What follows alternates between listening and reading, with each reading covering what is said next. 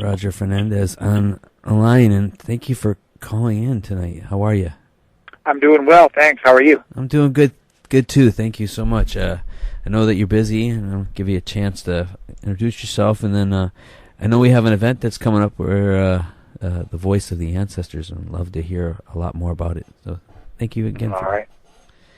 Well, yeah, Roger Fernandes. I'm a member of the Lower Elwha S'Klallam tribe, the Nuxclayan people, the strong people of Puget Sound, and live and work in the Seattle area as an artist and a storyteller and an educator. Been doing a lot of different things with organizations here in the Seattle area and with different tribes around culture and storytelling and art. And just several things we're doing are kind of like offshoots of all that work to make sure that we use our culture, even though as urban Indians we just have so many different cultural backgrounds. We still rely on our culture to be one of our, I guess you call compasses, to keep our people connected and keep them informed and keep them, moving and being active. So we do have an event called the Voices of Our Ancestors, a Native American storytelling gathering, happening Saturday, March 28th, from 12 o'clock to 8 o'clock at Daybreak Star Arts and Cultural Center in Discovery Park, part of United Indians of All Tribes Foundation. And it's essentially a gathering of storytellers. It's as simple as that. We're going to have various storytellers from the area speak about storytelling and tell stories, because storytelling is the oldest kind of teaching and sharing and communicating that there is. All human beings did storytelling, again, for most of human history. Reading and writing, computers, television, they've only been around the blink of an eye in human history. For most of human history, again, we shared stories, and Native people are adamant in keeping those old stories alive, because the stories remind us how to live in the world in a good way. And so the storytellers that will be there are from local communities and tribes, and they're all going to have a chance during the day to share some stories in the way they like to share them. We're also going to have a panel of the storytellers talking about how they became storytellers, the skills you need, things you need to know about being a storyteller, with a lot of question-answer interaction going on. And then we're also going to have an open mic where people that feel like they want to get up and tell a story, please do. Please do. That's how you learn, and that's how you get better, is by actually doing it. So just a lot of things happening during that day, all in the idea that storytelling is one of the important things that we Native people need to keep in front of us, that our ancestors, whatever tribe we're from, send us these stories to remind us how to be a good human being. Absolutely, and it's quite a impressive lineup you have of storytellers, but I wanted to touch base on one of the things you just said about the importance of culture and how the identity part of the culture that you're talking about is so important, especially for our Native youth. And I know you work a lot with Native youth, and so we talk a little bit about that and the importance of it, and how I know that for yourself, through the teachings, through the stories, they bring out that identity of the people, and how, like you said, how to be a human being. And we use those stories. Those are frameworks for us to move in the future, as well as, from the past, but we move them into the future. Yeah, being a human being is kind of like doesn't change. I mean, the circumstances around us change, the technology changes, a lot of things change, but being a human being remains constant. And so, we all of our people tell creation stories. Every tribe pretty much will have its own creation story, and essentially, creation stories to me tell you how the world came to be, how the world works, and how you live in that world. And that's the most important information you can have, because once you have that information, then your life makes sense. My life is supposed to be built around being a fisherman or a basket maker or whatever it is within the world that I see around me in the world that the stories explain. I live that life. And so, I like to share that at one time all the S'Klallam people, the Nuxclayan people, we all knew the same stories that made us the strong people. All the Makah people knew the same stories. All called Nisqually people knew all the same stories. That made them Nisqually. And all around Native America, every tribe, every people knew those stories that held them together by being that story of those people. When you lose track of those stories, and I have some opinions, about, especially we were invaded and we were told the invader story is now our story. It becomes very confusing because that story doesn't reflect our environment and our experience and our culture and our people. So I really believe that our stories need to be carefully preserved and told. Even though now most of us tell them in English, you can still feel the power of those stories and the actions and the characters and the behaviors and the philosophies. And so for me, young people especially need to hear these stories and understand what storytelling is. Storytelling is not meant to be an act or a performance. It's not meant to be solely for entertainment. It's not just meant for little children either.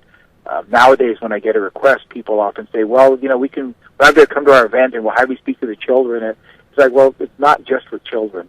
Right. Storytelling is for anyone who has who have ears to listen and a heart to understand. So I tell stories as our old people did in the best way I can to everyone. One of my teachers said that you tell the same story to everyone. You don't worry about age. You don't worry about gender, that kind of a thing always, although those things have to be taken into consideration, because everyone's going to interpret the story differently based on their experience in their life. So a little kid will tell you one meaning of the story, an adult another, and an elder or even another. So for me, storytelling gives meaning, and our young people today, I mean, we all do, but especially our young people as they grow into becoming adults and becoming active parts of their family and their culture and their community, the stories will help them. It'll give them a place of understanding that they'll allow them to, live a full life. I really believe that, emotional, spiritual life, as well as, having a job and buying a house and all that kind of thing. Storytelling gives them a little deeper meaning than that, and we all need that. And as you're talking and you're sharing these things with us, one of the things that brings to mind is how the stories, when you say they travel, and that was a part of relationship building, and a part of nation to nation, because we're surrounded by nations, Salish nations here, and how they shared, and that was a form of government to government kind of interaction between the people here, and how those stories were shared. And that's yeah. What I'm trying to get is that there were folks that were here, there are folks that are still here, and these stories emulate that relationship that they have, and that I just think the importance of it. It's so important for us to continue to share these stories about these understandings of the bones that we're stepping on here. Like, I'm in Chaos Studio, but I know this land was Squatson and I believe Squaliopsh and some others that were in this territory, this Squatson territory. Yeah, I think that exactly what you said. That this is kind of how I theorize it, and maybe I overthink things sometimes. But people enter a new environment. Like if they came to Puget Sound, they entered it either through the creation story or they entered it some other way, through migration or whatever. But you enter this new environment, you have to figure it out. What are the seasons? What are the animals? What are the plants? What are their uses? And you figure out this relationship with the environment. So the environment shapes the culture. You just take advantage of what resources are all around you, what gifts are all around you. And then you tell stories that explain that relationship. This being was created in this way. This plant came to being for this purpose. This plant is a medicine. This plant is a food. This plant is both. This animal fulfills this role in the environment. And so you tell all these stories, why this mountain is here, why this rock is along this river. And the stories help you make sense of that world around you and your connection to that world. And then oftentimes you create artwork and ceremonies that formalize all of that. That now it's not just a story; it's a fixed part of your identity, your meaning of the world. And like I said, for me, our people at one time really intimately knew every little aspect of the world around them. and oftentimes it would tell a story. We have the Changer stories, the Transformer stories that all around Puget Sound. And I comment to people, it's interesting how in several of the stories when you hear or read them, that the Changer changed something into a rock. It's like, and so he came to this place in the river and asked this old man to help him across the river in his canoe. The old man said no, so Changer changed him into a rock. And it's just, and just rocks everywhere, and it's incredible to so what is the importance of rocks to the people? Chief Seattle said in his famous speech, I wonder what the rocks have to say. Treating them, like the living entities he was taught they were. And so, your view of the world is shaped by the stories, the relationship that you have. My Western mind, raised in white schools and trained in universities, is like, well, maybe the rocks are like a marker along a river that, you come to this big rock here, and it's the old man who wouldn't take him across the river, and right up the hill from here, you're going to find this red paint or something like that. So maybe that's one way the stories were used, but maybe they're just an accurate depiction of something that happened as well. So for me, it's the stories share that view of the world around you. The modern world we live in, though, Western culture drops the same culture everywhere it goes. The same kind of houses, the same kind of roads, the same kinds of everything. It's like at one level they believe they control the environment. The environment doesn't dictate anything to them. It's too hot, you create air conditioning. It's too cold, you create heating systems. So having that just really intimate understanding of the nature around you, the world around you, and building everything around it and telling the stories that explain all that. In the modern world, they don't seem to matter because, we just change. The modern world changes everything to its specification and just kind of rolls over nature any way it wants. So that's one reason I like to tell the stories, is what was our original connection with this land right here. It's beautiful. And the land, for me, everything, the land, that's all who we are. It encompasses all of us from our head to our toe. And I love how you put that, whatever way you entered here, migration or other ways or creation story, that the land's going to speak and to understand the original stories in the old way, the best that we can, because, I speak English too. But to be able to have that same feeling that the ancestors had, and we could take that into the future. And I think it's really important piece. Well, to me, Western culture is so blindly just pursuing the new, and like I said, rolling over nature and other people, and in its quest to create something brand new instead of looking at the world as it is and adapting itself to the world around it. Not recognizing the connections between all things in the earth, and kind of oblivious to that, and wondering why my driving a car in Seattle has anything to do with the melting of the ice caps around the North Pole. Not being able to make those connections means they're not hearing the right stories. That the smallest thing that we do can change the world, and the smallest destructive things we can do can also change the world. Several stories, I call them cautionary kind of stories, warning us that our ancestors might have learned in a very difficult way that if you do this, then down the road a chain of events can occur, and those chain of events can cause the destruction of your people. It can cause the destruction of the earth. It can cause all these things, these cautionary tales that we see because we're not familiar with them anymore. Keep making the same blunders over and over again in the modern world. So for me, then, you can look at stories from many facets to a story. It can be explaining how this thing came to be. It can be explaining why that thing is in the world. It can be explaining our relationship with that thing. It can be philosophical. It can be scientific. It can be spiritual. There are just so many facets to a story that I think, again, the modern world tends to designate story as entertainment for children. And I think we always have to be careful whenever we do something like that. Yeah, and the lineup you have, Elaine Grinnell, Johnny Moses, Harvest Moon, Raven Heavy Runner, Lois, I hope I say it, Landgreb? Is that non-group.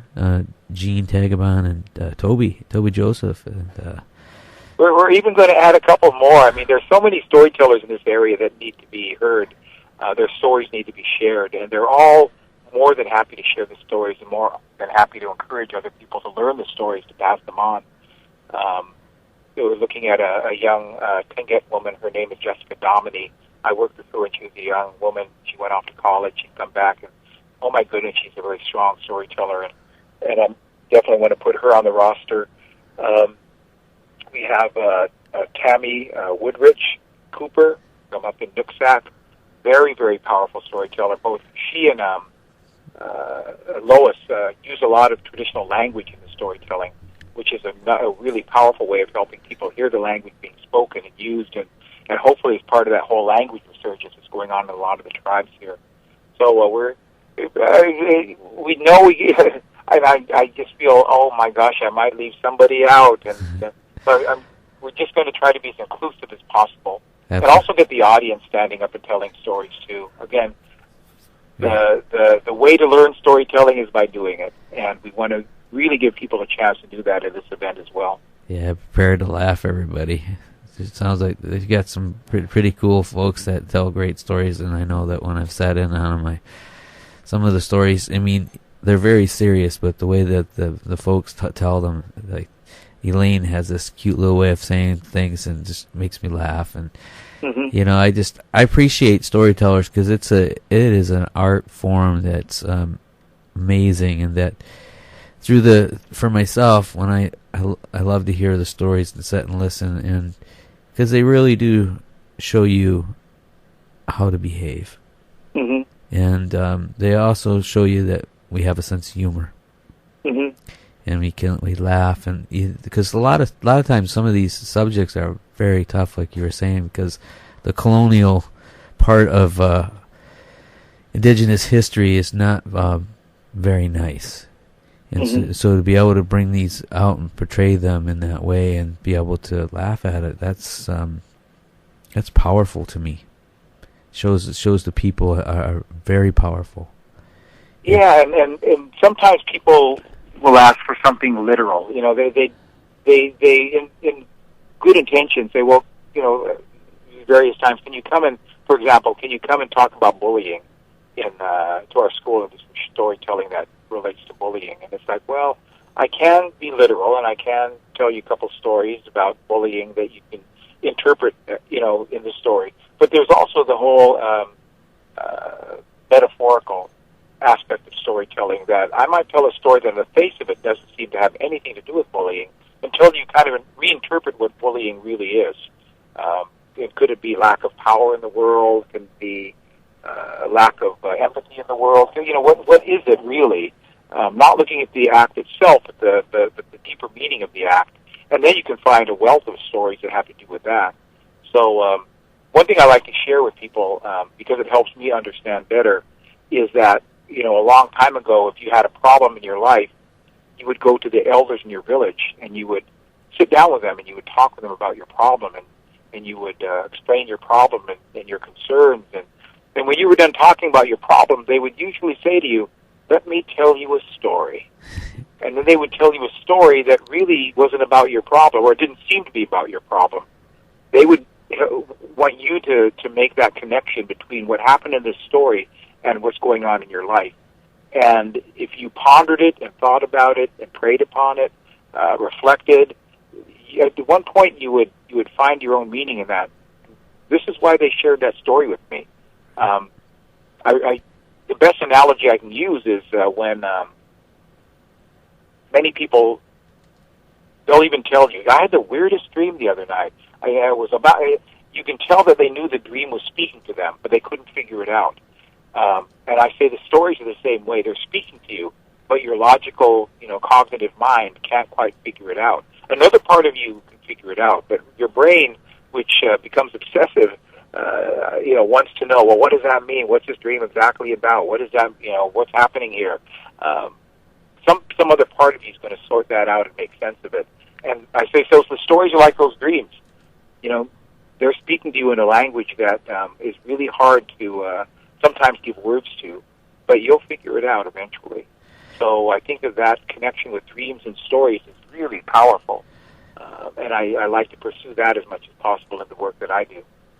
That's awesome. And when the things that you said, the metaphors, I miss those folks that speak like that, that share in that way.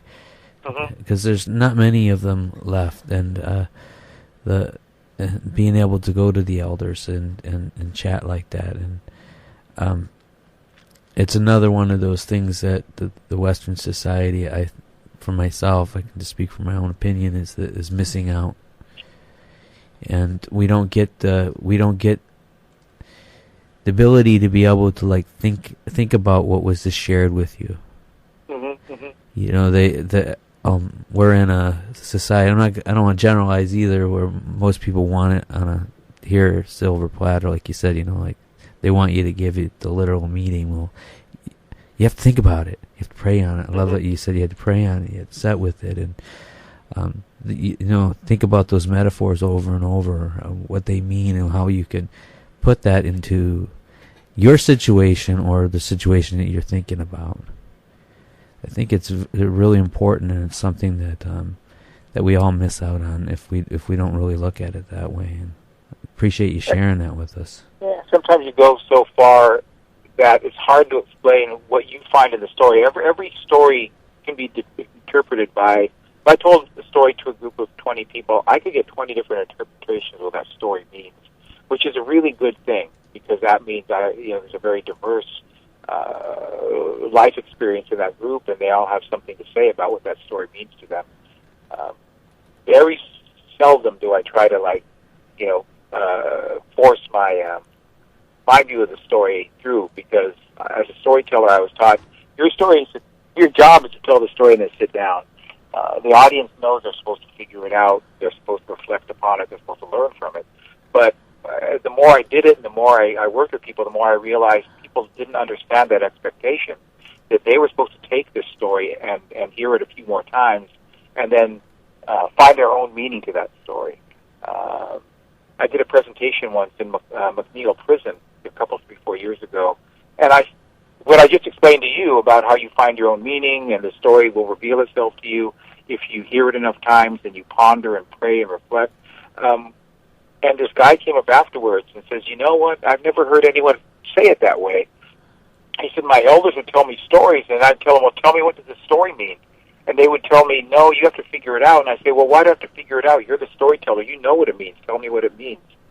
He says, "Now you explained it in such a way that I understand. Now I'm supposed to do that work."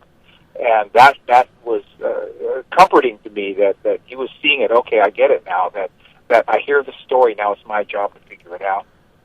It's very important, and I know that you're busy, and so I wanted just to say, if there's anything else that's we haven't kind of talked a little bit about, that if you want to share with our relatives, that would be great.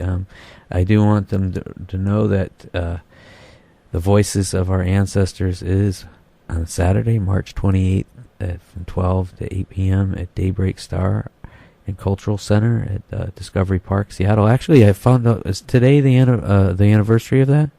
Yeah, they're having a celebration today of the 40th anniversary. I think it's 40th anniversary. And it's a really meaningful time to the community, because that's such a historical event that, again, just like a story, it says way much more than, a group of Native people protested and invaded Fort Lawton, and the city gave in. They didn't have to do this, but the tribes the people that were involved were so adamant that because at one time that was an army base, Fort Lawton, and when the government shut it down and said, we're going to return the land we'll give it over to the city, and many Native people like Bernie Whitebear showed the foresight and leadership to say, wait a minute, if you're going to give any land back to anyone, give it back to the Native people. That was one of the principles they were using. And out of that came, Daybreak Star Art Center and Seafair Powwow, and so many cultural things that are benefit to the Native community here, but also huge benefit to the non-Native community that knows so little about Native Americans. So, they're doing their celebration today. And they've been a great supporter of so many community movements. they in many regards can be seen as almost like the heart or the pulse of our community.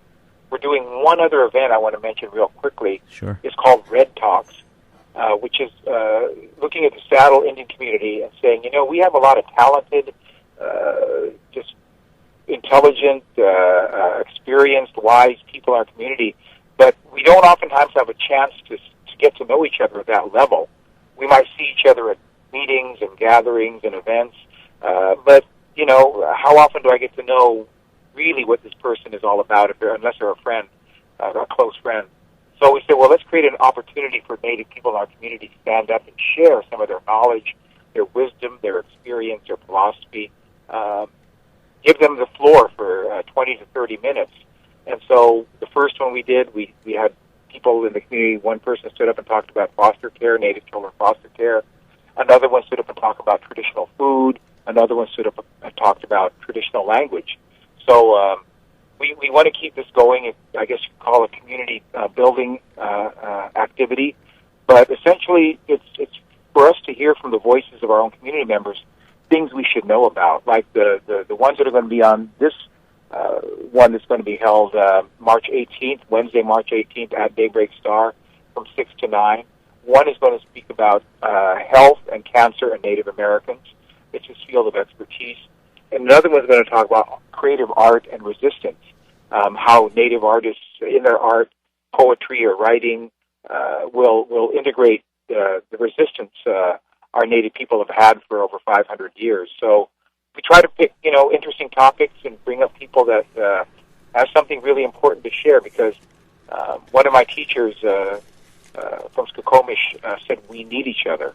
We need each other, and to do that we have to know who we are, so we can turn to each other in times of need and say, I need help to understand cancer, or I need help to understand this foster care system, or whatever. So it's a way of seeing each other as assets that we can turn to each other because we have so much knowledge and ability and skill. So again, that's called Red Talks. It's held here in Seattle. The idea, again, is to give the floor to a couple speakers a night and let them just share what they know, so we know who they are and what they know and how we can integrate that into our community picture of ourselves. So Daybreak Star, Wednesday the 18th from 6 to 9. It's a potluck, and anyone's welcome to come. And the model, I'm hoping people say in Tacoma or Olympia or any of the reservations, we can do something like that here too. Give the floor to the people the way our old people used to do. Let someone stand up and speak for the people. Yeah, we think we can. We're just going to keep doing it. We don't have any funding or money, but we're going to just keep doing it. Get you to come down here to the Longhouse. Mm-hmm. Yeah. Yeah, that would be awesome. Definitely. Sounds great. And I know also I got you on the phone. I know that you're busy and you probably got people waiting for you. But how did I would like to see the is it Slapu that they put into a theater production? Yeah, Slapu. The youth theater group, Red Eagle Storing Youth Theater Group. I've been working with them. I was just working with them this afternoon, talking about storytelling and how stories contain much more knowledge than just the surface level of that story. And young people are they love that idea, and so anyway, working with them in that. And like Slapu is such a powerful story of a monster who goes out and hunts for children and eats them for dinner. She hunts for them at night when they should be at home.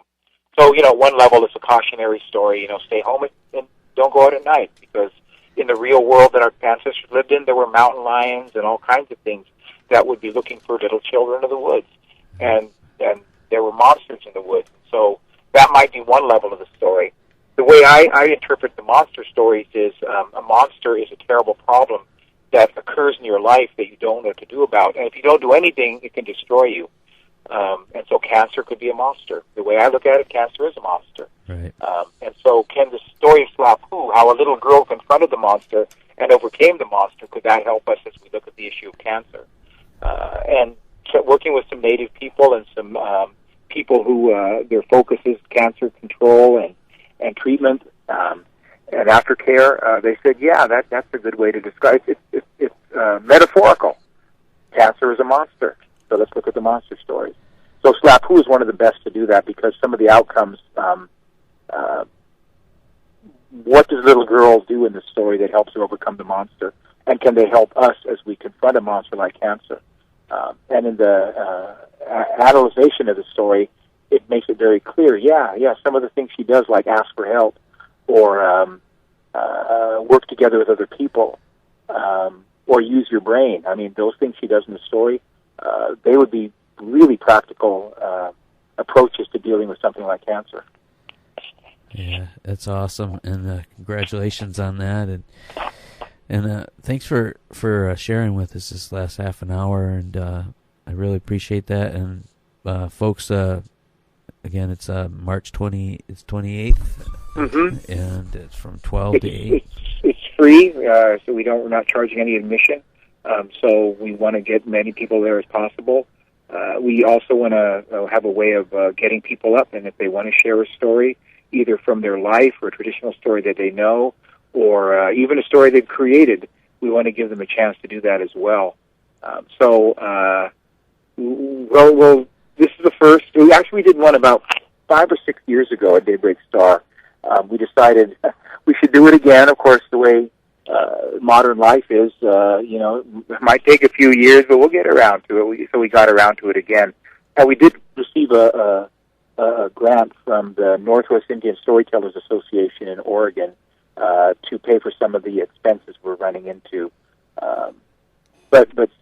So we owe a debt to them. Wisdom of the Elders, Northwest Indian Storytellers Association. Again, they were able to give us some funds to help pull this off. So we're also offering we're going to be having a light, I'm going to call it a light dinner, because we don't know exactly what we're having yet. We're still working that out. Because we want to have performances and sharing and activities during the afternoon, and then the evening have some of the master storytellers get up and kind of close it with just storytelling performances. All right, so thank you for sharing with us, and we appreciate all your work you're doing, and thank you so much. And well, I appreciate the work you're doing. Getting this voice onto the radio, the voice of Native people onto the radio, is really very important, and I'm glad you're doing that. And inviting various people to again, same thing, inviting people to stand up and speak for their community, their tribe, their people. So, if ever again I can help you, let me know. All right. All right, and I hope to see you soon. Okay. Right. See you then. Take care. Okay, Hoyt. Hoyt. And you're tuned into KAOS 89.3 Olympia. We're just speaking with Roger Fernandes, and please take the time if you're up in Seattle to the event. It's sounds amazing. I'm hoping that maybe we might be able to go. Not sure, but it's Saturday, March 28th, from 12 to 8. It's at Daybreak Star. And if you want more information, you can call 206-696-1911. All right, thank you for tuning in. Here we go.